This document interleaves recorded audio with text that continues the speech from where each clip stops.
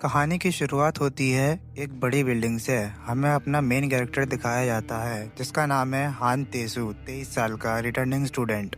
उसके पास दो लड़कियां आती हैं और एक बोलती है, मैंने यूं ही से सुना है कि आप दूसरों के लिए क्लास लेने में माहिर हो। दूसरी बोलती है, जी हाँ, 100% सफलता दर, एक भी क्लास मिस नहीं हुई। हम आपसे भी एक मदद मांगना चाहते थे। उसने एक फ्लायर दिखाया निकालकर। एक लड़की बोली, ये क्या है? तेसु ने कहा, सेवा। वो लड़की बोली, तो क्या आप सचमुच इसके लिए पैसे लेंगे? तेसु बोला, एक बार में एक उपस्थिति के लिए 10,000 वॉन, एक बार के। तेसु का मोटो है, जिंदगी के लिए कुछ भी फ्री नहीं है।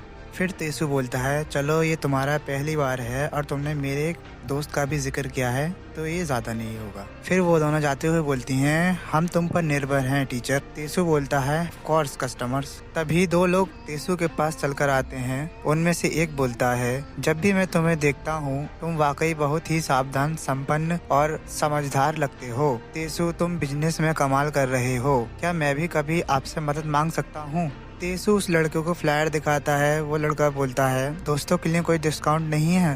तभी सीन शिफ्ट होता है। तेसु बोलता है, ठीक है, मैं अब अटेंडेंस लगवाऊंगा। यूनिवर्सिटी के पास एक स्टूडियो अपार्टमेंट का किराया 5 लाख वॉन प्रति माह है। उपयोगिता खर्चों के लिए 1 लाख वॉन अतिरिक्त। वो दो लोगों की अटेंडेंस बड़े ही शार्प तरीके से हाँ में बोलता है और सोचने लगता है। यहाँ तक कि ट्यूशन और रहने सहने के खर्चों में बचत करने के बाद भी कम से कम 5 लाख वॉन प्रति माह की अतिरिक्त बचत होती है। क्लास के प्रोफेसर बोलते हैं, आज का लेसन यही समाप्त होता है। तेसु फिर सोचता है, इसका मतलब है कि केवल मौजूदा जीवन यापन के लिए ही प्रति माह 10 लाख वॉन खर्च करने पड़ते हैं। तभी तेसु वहाँ से फिर से गायब हो जाता है। उसके बराबर में जो दो दोस्त बैठे होते हैं वो बोलते हैं, हाँ, तेसु फिर से गायब हो गया, बिल्कुल पहले की तरह। दूसरा बोलता है, बिल्कुल सही, लगता है वो अपनी एक गर्लफ्रेंड से मिलने गया है क्लास के बाद।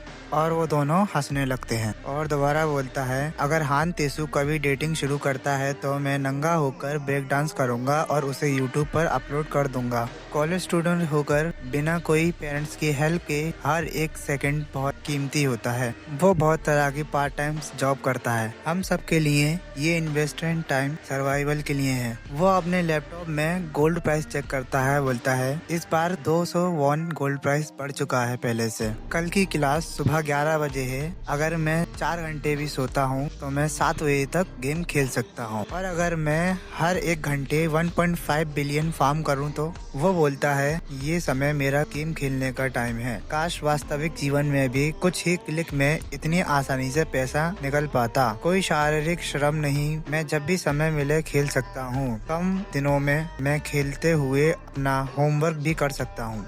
स्क्रीन को फटते हुए देखना भी अजीब तरह से सुकून देने वाला होता है। और सबसे अच्छी बात ये है कि तभी तेसु को कोई बीच में टोक देता है और बोलता है, अरे तुम बेवकूफ, क्या तुम्हारे माता पिता विषम संख्या वाले हैं या क्या? किसने कहा कि हमारे गिल्ड के शिकारगर पर शिकार कर सकते हैं? मैं ये बात नरमी से कह रहा हूँ, इससे पहले कि मैं तुम्हारे विषम संख्या वाले माता पिता को शून्य कर दूँ, तुम यहाँ से चले जाओ। तेसु उसकी बात नहीं सुनता है और गेम कंटिन्यू रखता है। वो बंदा तेसु को गालियाँ दे रहा होता है। तेसु बोलता है, सचमुच बहुत सारे अजीबोगरीब लोग हैं पर इससे पैसा बनता है। फिर सीन शिफ्ट होता है पुलिस स्टेशन में। एक लड़की बोलती है, जैसा मैंने कहा, मैंने लड़ाई शुरू नहीं की थी, उसने पहले लड़ाई शुरू की थी मेरे साथ। मुझे ही क्यों डांट पड़ रही है सच में? तभी तेसु जब उस लड़की को देखता है तो हैरान हो जाता है। वो इन्वेस्टिगेशन ऑफिसर बोलता है, तुम हान तेसु हो ना? मैंने बिल्कुल सही कहा। और वो तेसु को बताता है कि ये शख्स वही है जो आईडी यूज कर रहा था फॉलन पावर एंजल वाली। उस लड़की का नाम चामिया होता है। वो दोनों एक दूसरे की तरफ देखते हैं और एक दूसरे का नाम लेते हैं, चामिया हान तेसु। और वो दोनों एक दूसरे को देख के शॉक हो जाते हैं। चामिया बोलती है, क्या हान तेसु? असली हान तेसु? हान तेसु बोलता है, चामिया रुको, तुम तो पुलिस इन्वेस्टिगेशन ऑफिसर। बोलता है, क्या तुम दोनों एक दूसरे को जानते हो? चामिया बोलती है, ऑफ कोर्स, हम दोनों एक दूसरे को जानते हैं। और ये फिर से शुरू हो गई। चामिया बोलती है, he is my ex boyfriend, अभी के लिए। तेसु बोलता है, मेरी एक्स गर्लफ्रेंड 5 साल पहले की।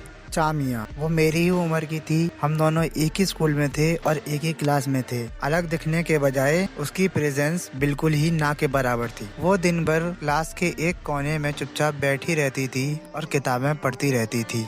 वो उस तरह की इंसान थी जिसे आप लगभग हर जगह देख सकते हैं। खैर, अब तक तो उसकी यादें मेरे मन से लगभग धुंधली पड़ चुकी हैं, लेकिन एक बात मुझे बिल्कुल याद है। जिस दिन हमारा ब्रेकअप हुआ था, 27 सितंबर, हाई स्कूल में हमारे दूसरे वर्ष का पतझड़ का मौसम।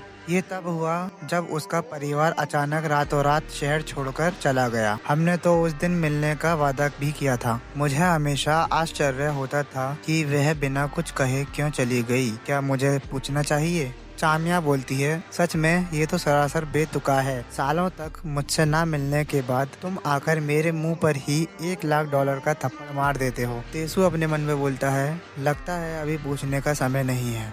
उससे ज्यादा इम्पोर्टेंट बात ये है, क्या वह वाकई वही चामिया है जिसे मैं जानता था? अभी कुछ ही साल हुए हैं, लेकिन तेसु सोचता है, मुझे लगा कि ये सिर्फ एक समान नाम वाला व्यक्ति है, लेकिन ये वास्तव में वही है। क्या कोई सचमुच कुछ ही वर्षों में इतना बदलाव ला सकता है? अब उसे कुछ ऐसा लगता है जैसे वह एक अपराधी हो। वो बोलता है, खैर मुझे लगता है ये असंभव नहीं है। रियूनियन में ऐसे बहुत से लोग भी थे जो पहले से बिल्कुल अलग दिख रहे थे, लेकिन फिर भी ये है। आमतौर पर अगर कोई कहता है अरे मैं हूँ, कम से कम आपको अरे आप हैं जैसा जवाब तो मिल ही जाएगा। लेकिन सिर्फ उसकी शक्ल ही बल्कि उसका पूरा व्यक्तित्व ही अनफेमिलियर सा लगता है। ऐसा लगता है मानो हम किसी बिल्कुल अलग व्यक्ति को देख रहे हैं। चामिया बोलती है, ये क्या, तुम मेरा पीछा क्यों कर रहे हो? तेसु बोलता है, हाँ। चामिया बोलती है, क्या आप तुम्हें अपने किए पर पछतावा हो रहा है? कुछ गेम में की गई अपमानजनक बातों के लिए $1,00,000 जीतने पर अब आपको पछतावा हो रहा है?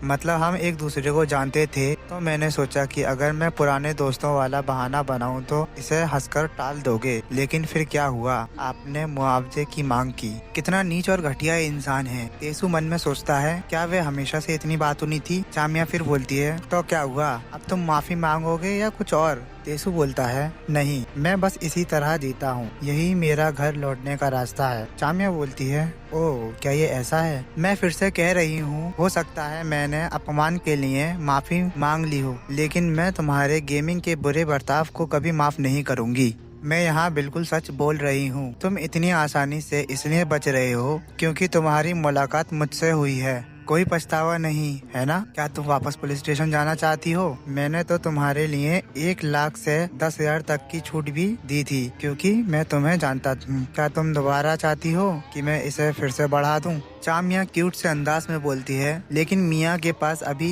10,000 वॉन भी नहीं है। क्या आप इस बार इसे माफ नहीं कर सकते? तेसु बोलता है, दया का भाव दिखाने से काम नहीं चलेगा। मुझे फिर भी मेरे 10,000 रुपए मिलेंगे। इन दिनों मेरी भी पैसों की तंगी है। चामिया बोलती है, ठीक है, इसे 10 पर ही छोड़ देते हैं। सच में एक संपन्न परिवार से होने के बावजूद तुम पैसों के मामले में पहले की तरह ही चतुर हो। तुम अंत में बेहद अमीर बन जाओगे। तेसु उसका नाम लेता है, चामिया। चामिया बोलती है, अब क्या? तेसु बोलता है, तुम इतने समय से कैसी थी? चामिया उसके इस सवाल से थोड़ी चौंक जाती है। तेसु बोलता है, क्या हुआ, तुम इतनी सरप्राइज्ड क्यों हो? फिर चामिया बोलती है, बस यूं ही, तुम बहुत बदल गए हो। तुम कभी भी किसी की परवाह नहीं करते थे कि लोग क्या करते हैं। फिर भी कुछ भी ऐसा नहीं हुआ जो मेंशन करने के लायक हो। और वैसे भी हम दोबारा कभी एक दूसरे से नहीं मिलेंगे, तो फिर जानने का क्या फायदा? बस मुझे समय खत्म होने से पहले ही तो पैसे जमा करने हैं, इतना ही तो चाहिए, है ना?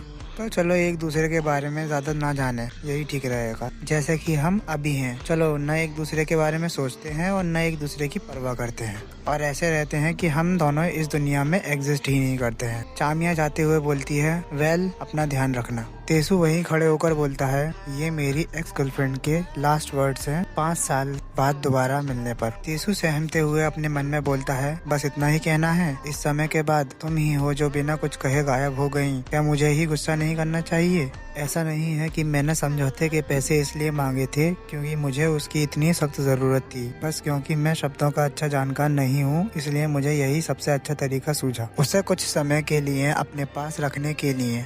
तेसु जाते हुए बोलता है, मुझे लगता है ये सच है, हम दोनों एक दूसरे को फिर दोबारा नहीं देख पाएंगे और ये हमारी एंडिंग है। फिर सीन शिफ्ट होता है 1 महीने बाद। हमें चामिया दिखाई जाती है और उसके सामने खड़ा होता है हमारा तेसु। कॉलेज के गेट के सामने वो दोनों आमने सामने खड़े हुए होते हैं। तेसु सोचता है, रुको, मुझे तो लगा था कि हम लोग उसके बाद दोबारा कभी नहीं मिलेंगे। तेसु उसका नाम लेता है, चामिया। चामिया शर्मा रही होती है। तो गाइस आपको वीडियो कैसा लगा कमेंट सेक्शन में ज़रूर बताना, और वीडियो अच्छा लगा हो तो वीडियो को लाइक कर देना, चैनल को सब्सक्राइब कर देना और वीडियो को अपने दोस्तों के साथ शेयर भी कर देना। Bye guys.